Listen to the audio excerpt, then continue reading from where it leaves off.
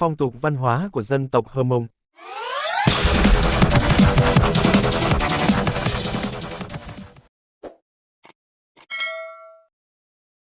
Người Hơ Mông là một trong những dân tộc thiểu số có dân số đông ở miền Bắc Việt Nam.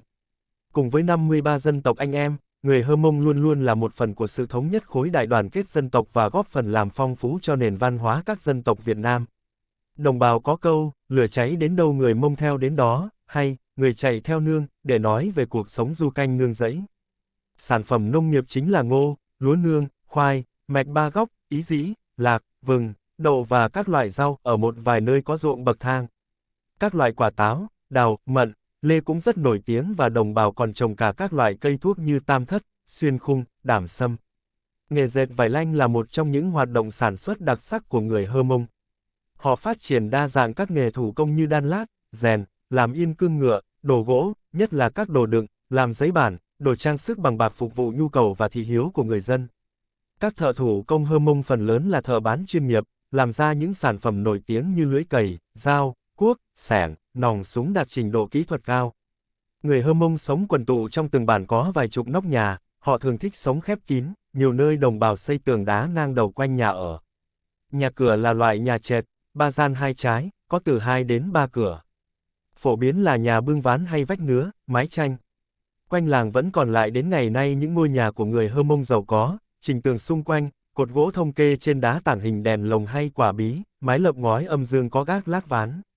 Các vùng người Hơ Mông sinh sống thường có chợ phiên, vừa là nơi trao đổi hàng hóa, vừa là nơi thể hiện nhu cầu giao lưu tình cảm, sinh hoạt. Người Hơ Mông quen dùng ngựa thồ hàng và cưỡi đi chợ, gùi có 2 quai đeo vai. Con ngựa rất gần gũi và thân thiết với từng gia đình người Hơ Mông. Chợ tình được tổ chức mỗi năm một lần. Chợ tình Sapa là một nét văn hóa đẹp đặc sắc của người Hơ Mông. Người Hơ Mông rất coi trọng dòng họ quan niệm người cùng dòng họ là những người anh em có cùng tổ tiên, có thể đẻ và chết trong nhà nhau, phải luôn luôn giúp đỡ nhau, cưu mang nhau. Mỗi dòng họ cư trú quây quần thành một cụm, có một trưởng họ đảm nhiệm công việc chung. Phong tục cấm nặt những người cùng họ lấy nhau, tình cảm gắn bó giữa những người trong họ sâu sắc, trưởng họ là người có uy tín, được dòng họ tôn trọng, tin nghe. Người Hơ Mông cũng như nhiều dân tộc ít người khác tồn tại tín ngưỡng đa nguyên. Thờ cúng tổ tiên là thờ những người trong gia đình đã chết 3 đời trở lại.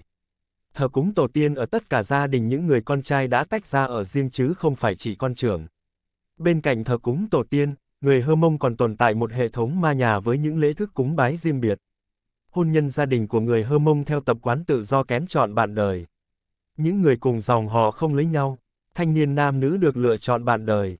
Việc lựa chọn bạn đời được biểu hiện ở tục cướp vợ trước đây. Người thanh niên cùng bạn bè cướp người con gái yêu thích về ở nhà mình vài hôm rồi thông báo cho gia đình nhà gái biết.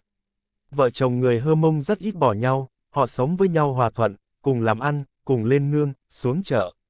Trang phục của người phụ nữ Hơ Mông rất sặc sỡ, đa dạng giữa các nhóm dân tộc, gồm váy, áo xẻ ngực có yếm lưng, tấm xiêm che trước bụng, thắt lưng, khăn quấn đầu, xà cạp quấn 2 bụng chân.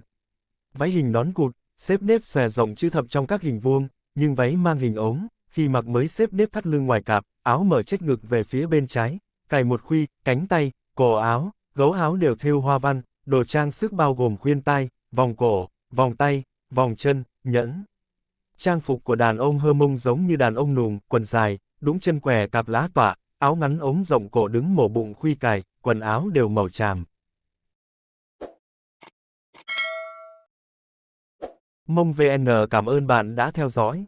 Đừng quên nút subscribe và like nhé.